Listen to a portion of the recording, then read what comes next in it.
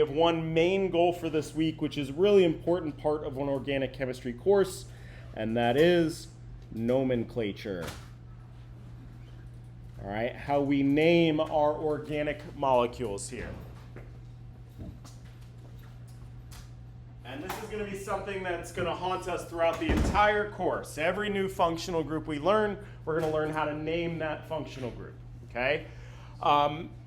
Nomenclature is a set of rules that you're going to apply to every molecule that you go through. So at first, it's going to seem like a huge pain in the butt until you get those rules down pat, and then you're just rinsing and repeating, right? Any new functional group that we introduce, all you're going to do is apply this same set of rules with maybe a minor twist. So it's one of those things that if you get down now, you made your life easier throughout the rest of the semester. If you kind of phone it in at this point here, you're going to have trouble because it's going to come up over and over and over again, all right? I built in a metric crap ton of practice problems into our homework system so that you can do them over and over and over again and get new structures so that you can just practice the crap out of it, all right? So first thing we're going to do for our nomenclature, we're going to focus on alkanes, right? Our single bonded carbon and hydrogen only compounds. That's what we're going to work on naming here. First thing we need to do is we need to make a little bit of a cheat sheet of these prefixes that we use in our nomenclature. Okay? So these prefixes correspond to the number of carbons that we see. So for 1 carbon, this gets the prefix meth. 2 carbons is F. 3 carbons is prop. 4 carbons is bute. And then from here, it's kind of your normal Greek prefixes that you would have stumbled upon in a geometry class, where 5 is pent, 6 is hex, 7 trips everybody up. 7 is hept with a P and a T. 8 is oct. 9 is non. And 10 is dec. And truthfully, there are a few more than that, but we're going to stop there. Okay? So we indicate the number of carbons that are in a chain using this prefix here. Try to make this table not humongous.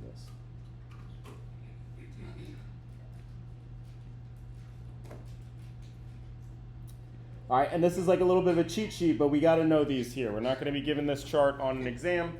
So as you're practicing, you practice a few times with your notes open, then you're going to close your notebook and go through these practice problems so you make sure you got this down. All right? And as we said, our focus today on our functional groups, the very first one that we're introducing are alkanes. Okay?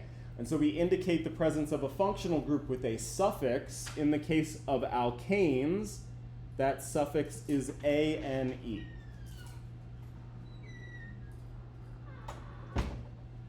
So if I have a 4-carbon molecule like this, right? I got my 1, 2, 3, 4 carbons. The name of this molecule would be that prefix bute and that suffix ane, giving us butane.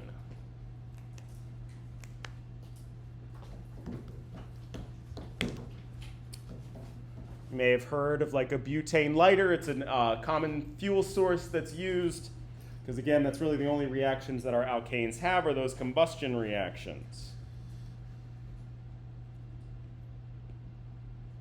All right. So then I'm going to put down 2 more examples here, and you're going to name them for me.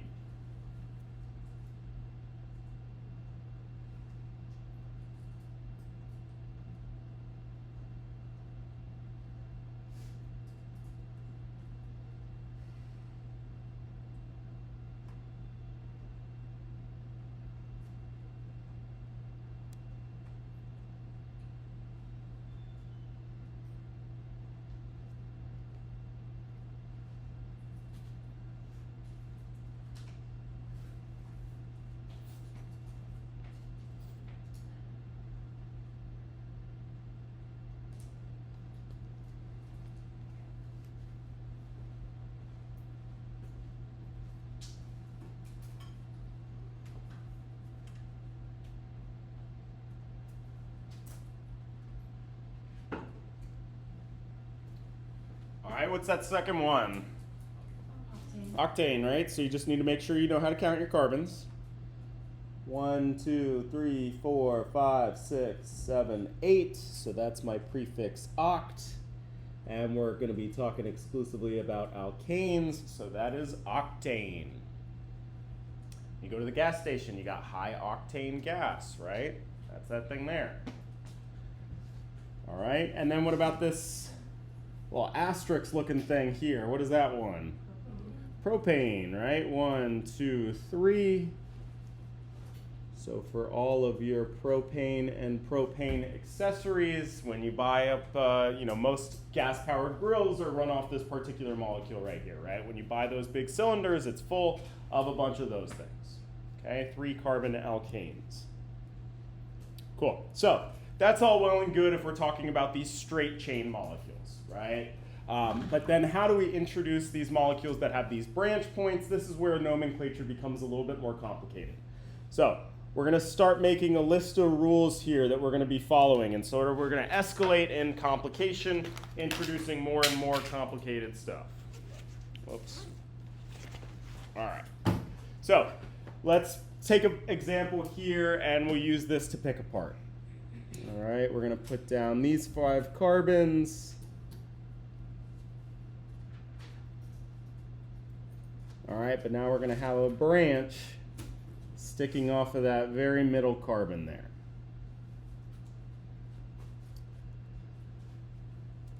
All right, so step 1, we need to find and name what we call the parent chain. All right, and the parent chain is the longest continuous set of carbons.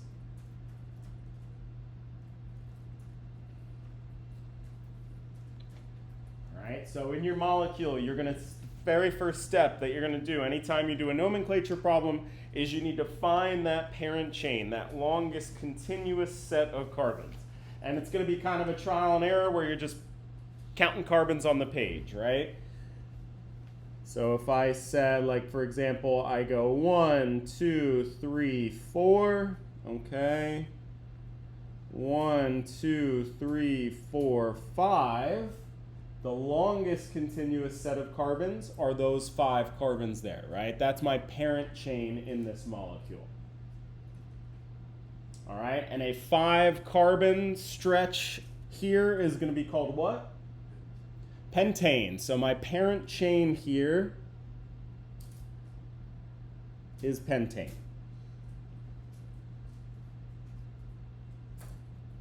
All right.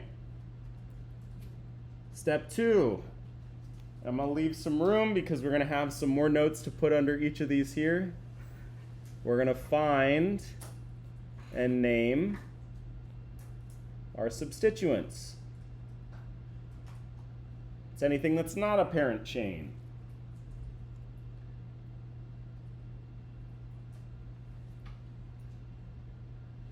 All right, one more thing that we can put under our parent chain notes here, we already discussed, but for alkanes, we use that suffix ane.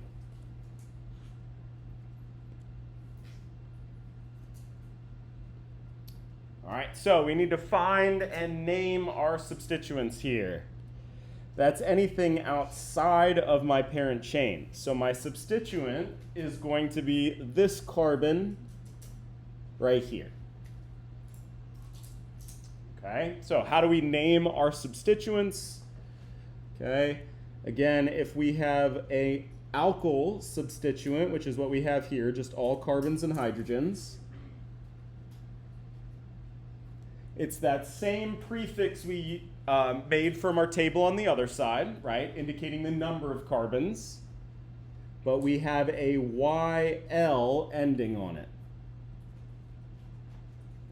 Okay, so this substituent right here is 1 carbon long, so this would be a methyl group.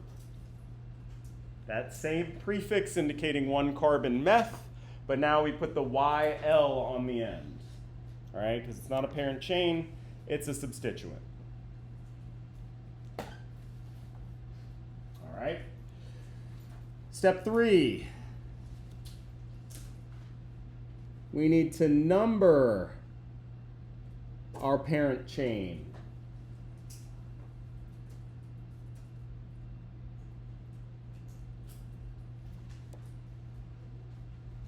Okay?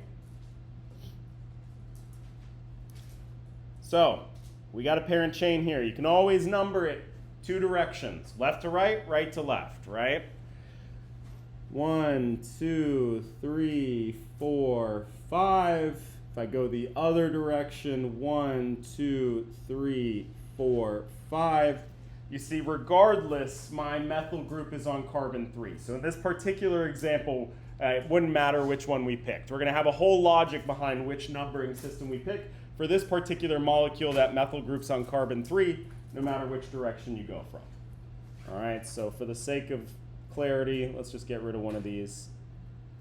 Here's my numbering of my parent chain. And again, we see that methyl group is on carbon 3.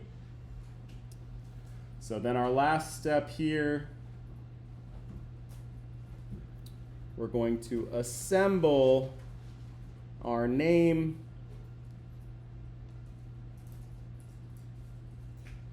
All right. And when we do that, we're going to put the locant, which is the special name we have for that number, dash our substituent name and our parent chain name all run together. All right, so this molecule here would be 3-methyl pentane, all one word, no space in between.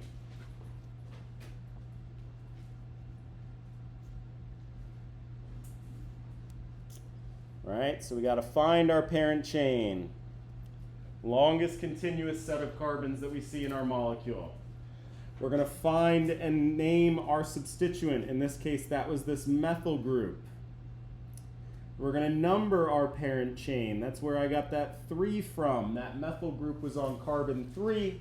And then we put it all together, right? Locant, dash, substituent, and parent all run together. No spaces in that name.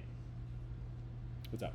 Why did the methyl get the YL and the pentane get the ane? Because the one is the parent chain. That's one gets the ane ending. The other one is the substituent. That gets the YL ending. And that's just how we distinguish between those two. All right, so I'm going to give you guys an example or another problem to do.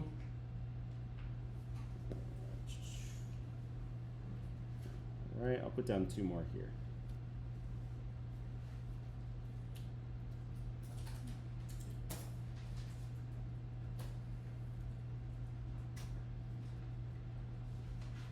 Oh, actually I lied. Let's do this one together first, and then I'll set you off on your own here.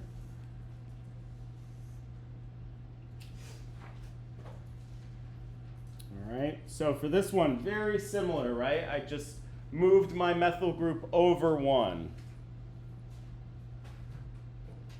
So step 1, I'm going to find that parent chain, that longest continuous set of carbons.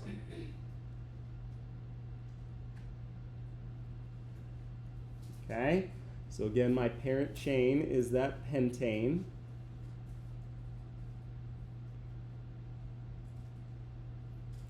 I'm going to find and name my substituents, in this case, again, that methyl group.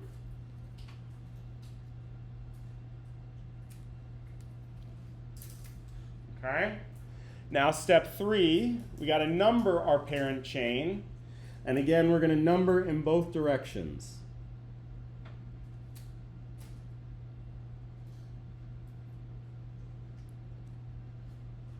Okay, so 1, 2, 3, 4, 5. Or I could go the other direction, 1, 2, 3, 4, 5. All right. So how do we decide which numbering scheme we're going to pick? We're going to pick the one that gives our substituent the lowest possible number. All right, so I have a red and a blue here. In my blue numbering scheme, my methyl group is on carbon 2. In my red numbering scheme, my methyl group is on carbon 4. I want to pick the numbering scheme that gives my substituent the lowest possible number, so I'm going to pick that blue numbering scheme where that methyl group is on carbon 2. So this one would be 2-methyl pentane.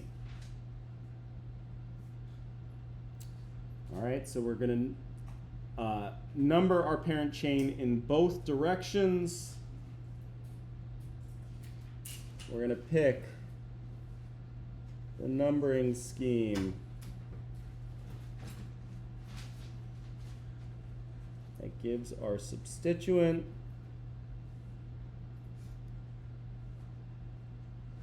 the lowest number.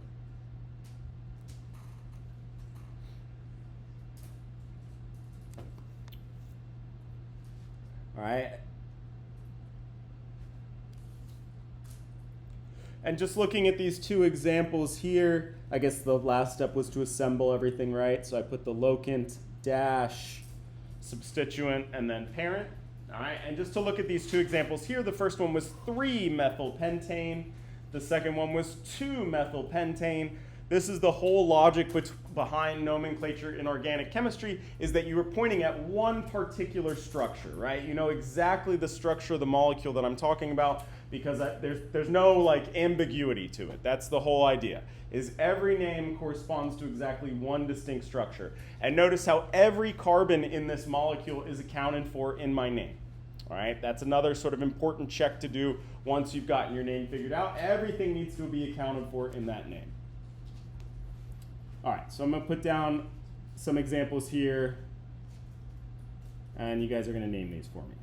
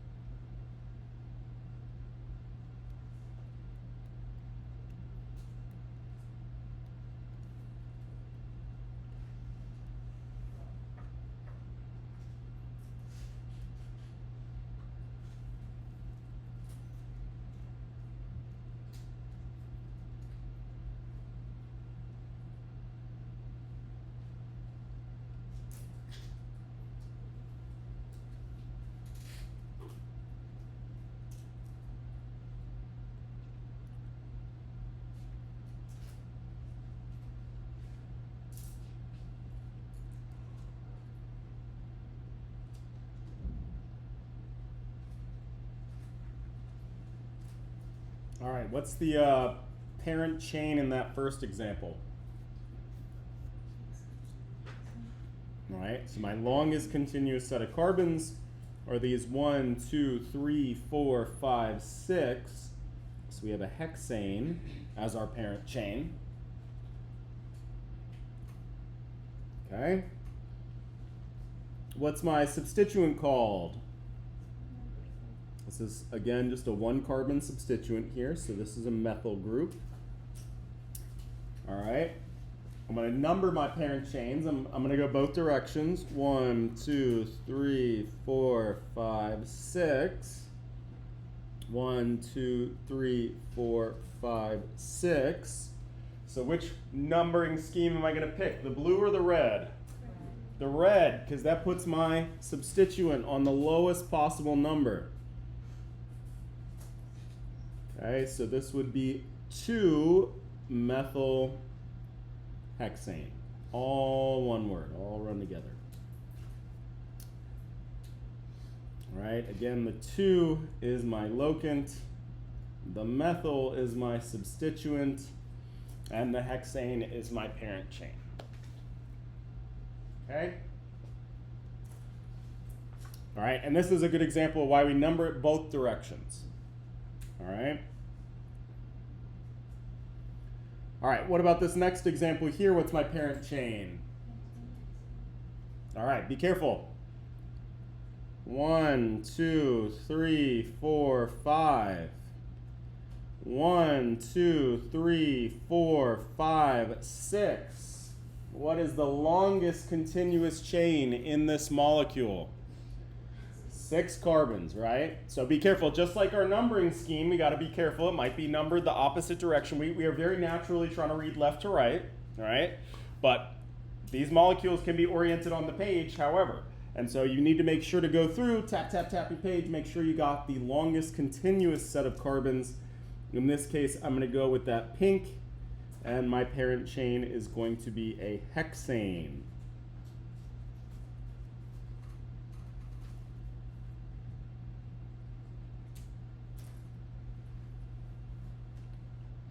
Right? So then now my substituent is this 2-carbon group here. So what's the name of my substituent? Ethyl.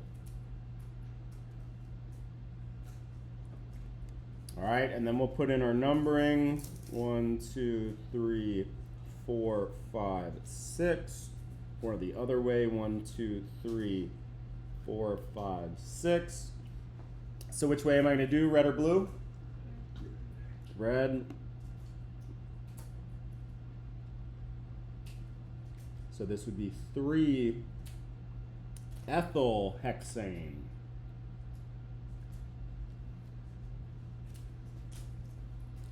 All right, and so yes, step 1, find that longest continuous set of carbons in the molecule. Would you have been able to count the way you did going upwards, but maybe gone left? Or the Yeah, ethyl you'd group get the is same. thing? You would have gotten the same answer. Okay. Yep.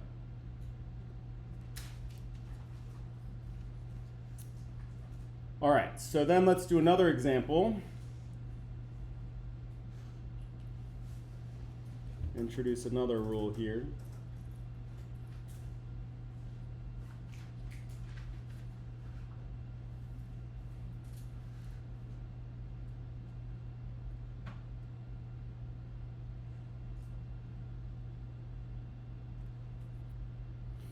Okay, so do steps 1 and 2 for me here. Find our parent chain and find and name our substituents.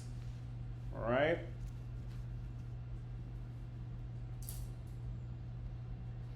And you can even try to get the numbering scheme as well.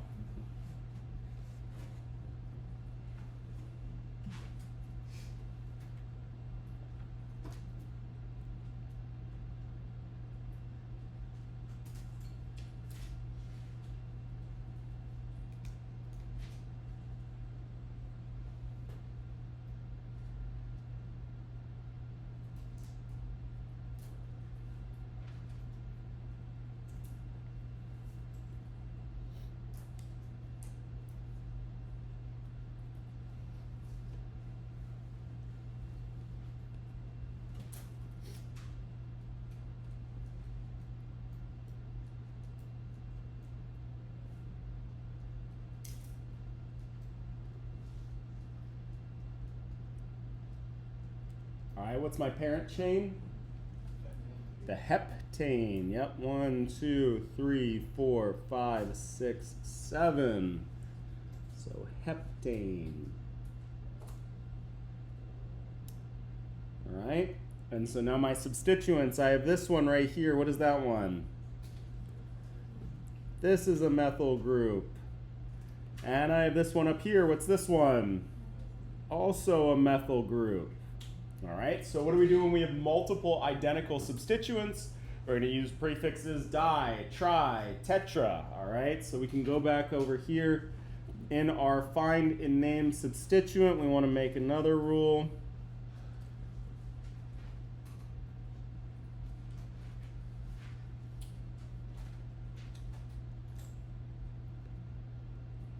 We have multiple identical substituents. Use the prefixes di, tri, tetra, penta, hexa. That's enough. Okay. So we're still going to go on here. We're going to number our parent chain. So I'm going to go left to right. Then I'm going to go right to left. 1, 2, 3, 4, 5, 6, 7. Okay. So you're not going to mix and match numbering schemes. We got to commit to either the blue or the red here. All right. If I pick my blue numbering scheme, I have one methyl group on carbon 3. The other one on carbon 6. And if I pick my red numbering scheme, I have a 2 and a 5. All right, so which one do we think we want? The blue or the red? The red. Well, the whole logic again, the lowest possible number in our name. That's what we're going for. So I'm going to select my red numbering scheme, not my blue.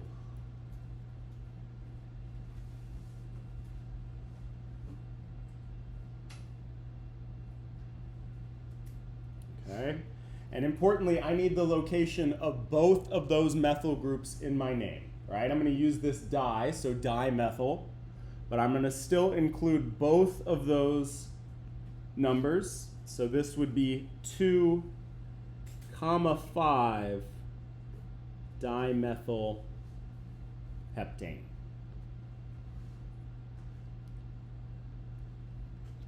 All right, again, dimethyl, because there are 2 methyl groups in there.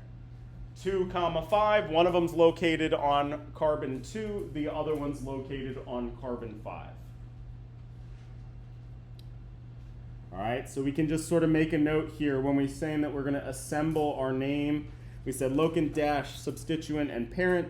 So notice that we have dashes separating our letters and numbers.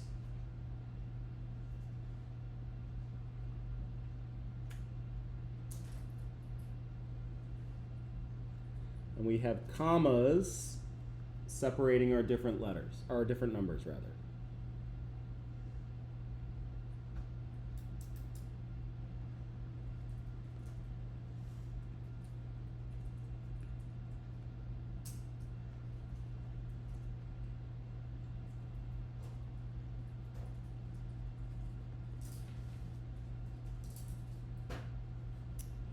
All right, so let's do a few more examples here.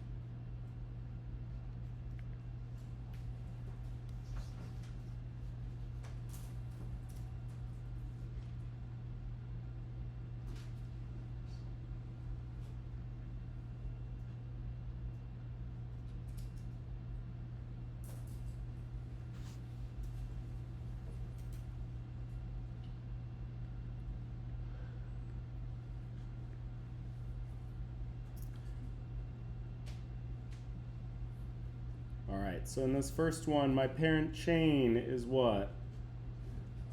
Pentane. Okay.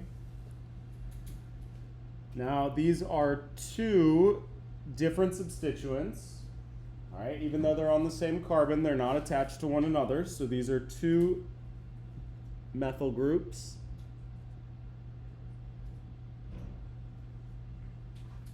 Right? Ethyl group, notice, just to go back, right? Those two carbons were one after, were bound to one another. Here they are not, so this is just two different methyl groups. All right? In this particular case, it doesn't matter which way I number it. My methyl groups are always on carbon 3. All right? So then the biggest mistake that people would make with a molecule like this is you need to, they're two methyl groups, so what am I going to say in my name? Dimethyl. You need to indicate the location of both of those methyl groups, even if they're on the same carbon. So this isn't just 3-dimethyl, but 3,3-dimethyl.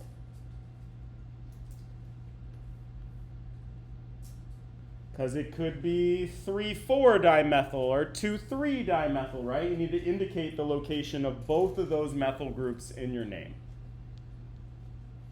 So 3,3-dimethyl pentane.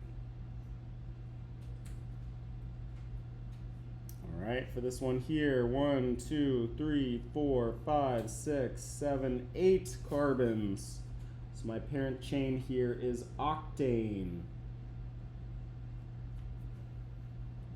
All right. And what is this substituent called?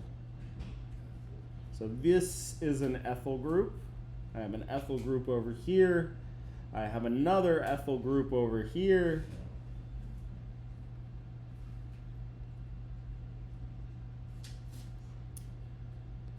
All right, I'm going to number my parent chain 1, 2, 3, 4, 5, 6, 7, 8.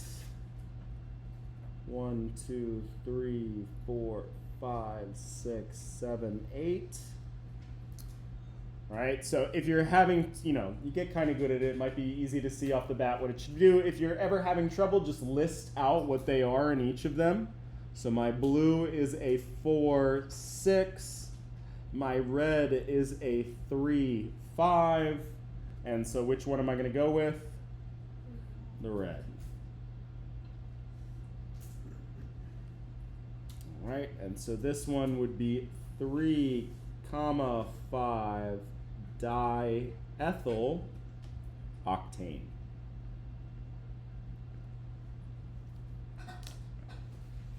Would we have been able to count that 8-carbon chain starting with the ethyl group on the right, because it also gives Yeah, you totally. You could, if you had said instead, you're gonna basically say, all right, this is my parent chain, and this is my group here, my ethyl group. Notice how you get the same answer. All right, so that symmetry in the molecule is sort of accounted for. There's never going to be like a judgment call that's not going to fall under. We'll have some tiebreaker rules here, but it's not going to be the case in that way. That counting it one way would give you a different answer. All right. So now let's do another one.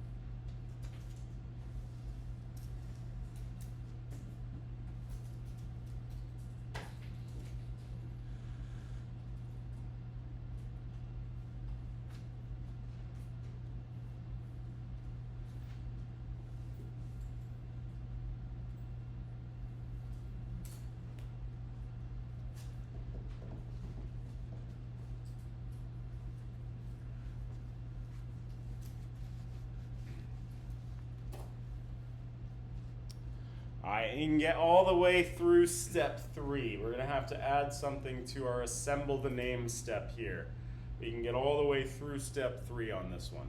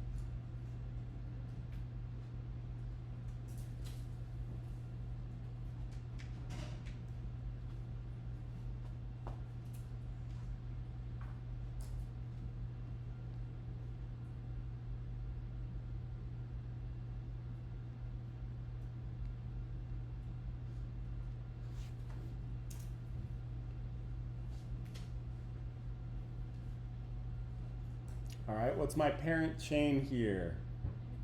Yeah, so this is another tricky one here. It's very tempting to go 1, 2, 3, 4, 5, but I can get a longer parent chain if I go 1, 2, 3, 4, 5, 6. And so indeed, this one is a hexane. All right, actually this was a little bit harder than I meant to do it because we're going to introduce 2 new rules here. Okay, so now we have a methyl group.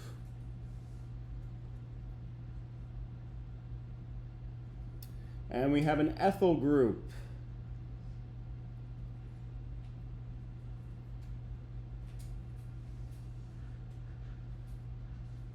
All right. So we have these 2 different substituents. We got to build them both into our name, right? We're always going to account for all of our carbons. Importantly, when we're assembling our name, our substituents go in alphabetical order.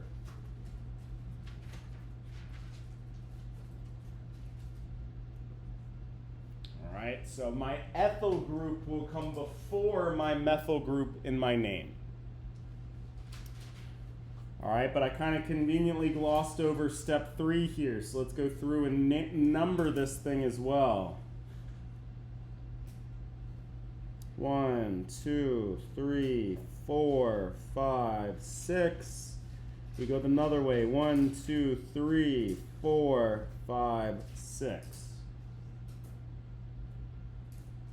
All right, so in my red numbering scheme, or rather my blue numbering scheme, I have a 3 and a 4. In my red numbering scheme, I have a 3 and a 4. All right, so in this particular example, we have a tie. All right, there's no one scheme that will give us a lower number than the other. All right, so how do we break a tie in our numbering scheme? We're going to pick the numbering scheme that gives us the lowest, our substituent the lowest number. If we have a tie, we're going to break our tie with alphabetical order.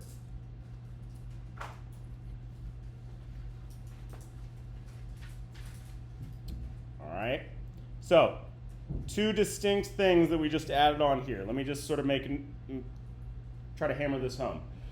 When you're assembling your name, your substituents will always go in alphabetical order. You will always put ethyl before methyl in the name when you start putting stuff together. All right? With the numbering scheme, if and only if there's a tie, do you then look to alphabetical order to break the tie. It's not automatically that the alphabetical order and the numbering go together. It's only when you have a tie in your numbering scheme. All right?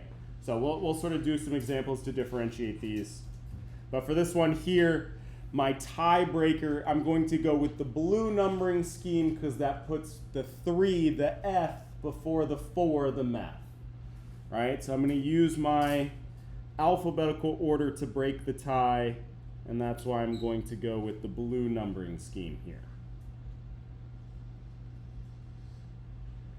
So this would be 3-ethyl, 3-ethyl, -4-methyl hexane.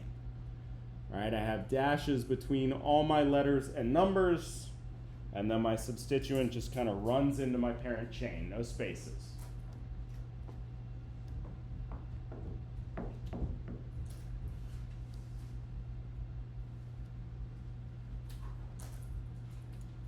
What's up? Would it still be the same answer if you counted it downward? It would be. Yeah, you would still have that ethyl group on carbon 3 and that methyl group on carbon 4. Yep. Now you can convince yourself of it by doing it the other way as well. All right, so let's do a few examples to hammer home these rules.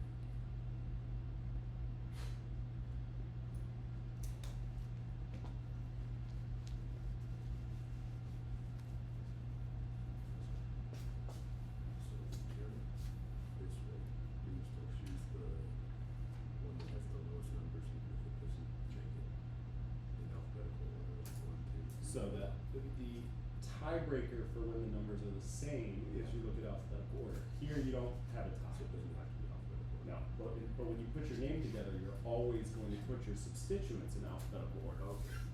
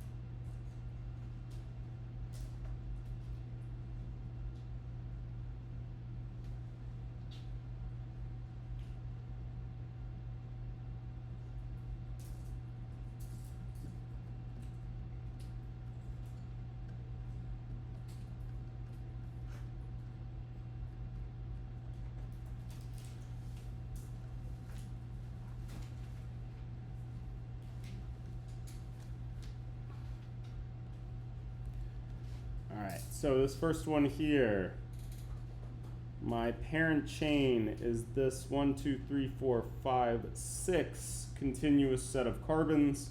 So my parent chain is a hexane.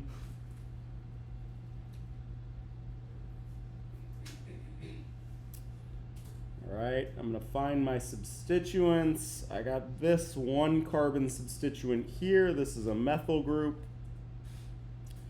I get this 2 carbon substituent here. That's an ethyl group. I'm going to number my parent chain in both directions. 1, 2, 3, 4, 5, 6. And the other direction, 1, 2, 3, 4, 5, 6. In my blue numbering scheme, I have a 2 and a 4. In my red numbering scheme, I have a 3 and a 5. So which one am I going to go with? The 2, 4, right? So look, I'm not going to alpha order yet because I don't have a tie in my numbering scheme. I'm going to pick that very first rule where all we're doing is picking the lowest number. Compare 2, 4 to 3, 5. That means I should do my 2, 4, right? Only if there's a tie do we look to alphabetical order. So that means my methyl group is on carbon 2 and my ethyl group is on carbon 4. Okay? And now when I construct my name, I'm going to put my substituents in alphabetical order, right? So when I put my name together, now I'm going to say, all right, 4 ethyl, 2 methyl,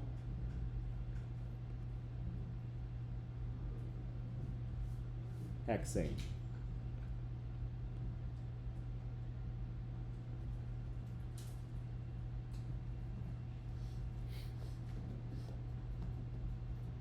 All right. How many carbons are in my parent chain of this huge thing here? 1, 2, 3, 4, 5, 6, 7, 8, 9. So this is our first nonane here.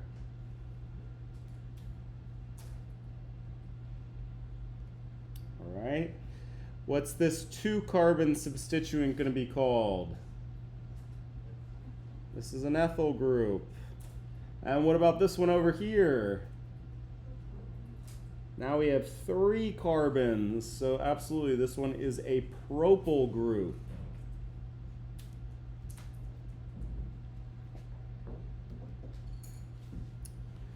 All right, so if I put in my numbering 1, 2, 3, 4, 5, 6, 7, 8, 9.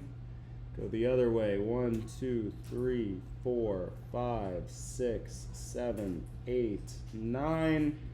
My blue numbering scheme is a 4 and a 6. My red numbering scheme is a 4 and a 6. So which one am I going to go with here now that I have a tie? Red or blue? Blue. Why blue? How do we break the tie? Alphabetical order, right? Only if there's a tie, as is in the case here. I got 4, 6 in both of these. Now I'll look to alphabetical order to break my tie. All right, so now when I put my name together, again, alphabetical order always when we put the name together. So this would be 4-ethyl dash 6-propyl nonane. Oops.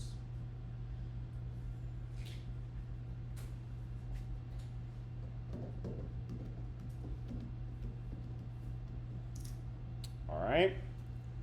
So then the last sort of rule that we're going to add to this list here, and I feel like it's the biggest pain in the butt rule, but whatever. I didn't make them. Importantly, I am not the one who made the rules. Our substituents go in alphabetical order, right? But you got to ignore the di, the tri, the tetra when you're putting them together in alphabetical order. Okay? So we ignore that di, tri, tetra, etc. prefix.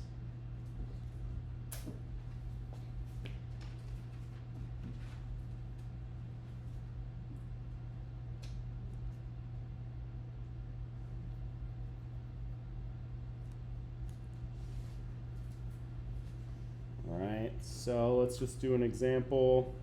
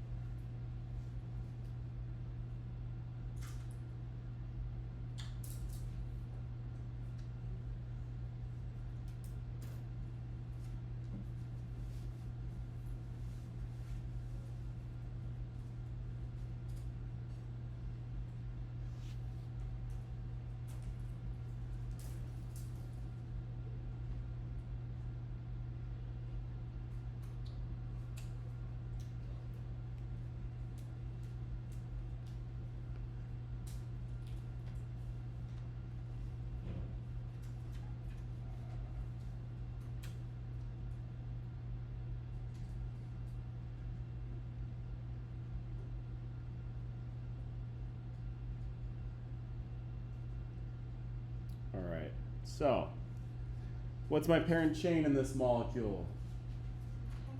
Hexane. 1, 2, 3, 4, 5, 6 carbons long. So my parent chain here is a hexane. We get a bunch of substituents here. So this 1 carbon group would be a methyl. I got another 1 carbon group down here, another methyl. And then this one is 2 carbons. So that is an ethyl group. I'm going to number my parent chain. 1, 2, 3, 4, 5, 6. Go the other way. 1, 2, 3, 4, 5, 6. Which one am I going to pick? Blue or red? Blue, right? And again, I can list them out. This is a 2, 3, 4. And red is a 3, 4, 5. So I don't want red. I want to pick the lower numbers. So 2, 3, 4. Okay. And now when I'm assembling my name, right, these 2 methyl groups together will be 2, 3 dimethyl. This one will just be 4 ethyl. I'm going to put these in alphabetical order, but again, you ignore the di part, right? So E still comes before M. So this would be 4 ethyl, 2, 3 dimethyl,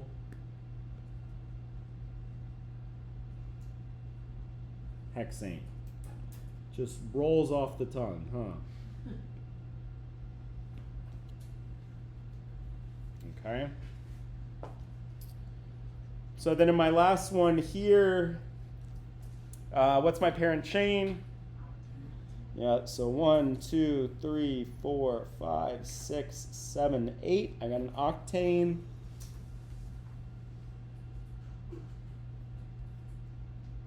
Okay.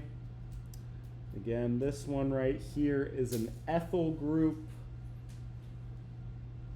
These 2 here are 2 methyl groups.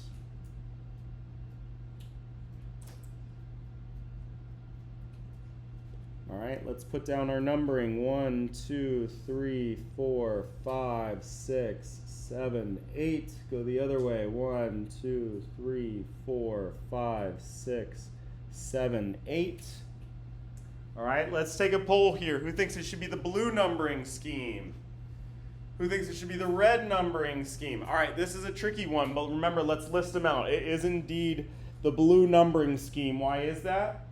We don't have a tie yet, because this blue numbering scheme is 3, 3, 6, and my red numbering scheme is 3, 6, 6. Remember, I gotta put the number of both of those methyl groups in there. So the fact that there are those 2 methyl groups on carbon 3 means that my blue numbering scheme is the lesser of the 2. All right, I didn't get to the tiebreaker yet. There was not a tie. Okay, so putting it all together here, this one would be this one's 3, 3 dimethyl. This one is my 6 ethyl, but again, that ethyl is going to come first in the name. 6 ethyl, 3, 3 dimethyl octane.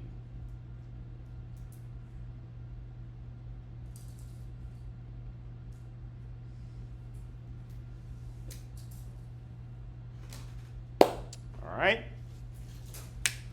Fun stuff, huh? All right, look, it's pretty brutal at first. The more you practice, the more these rules sink in, the better you'll get it. It's just that straightforward.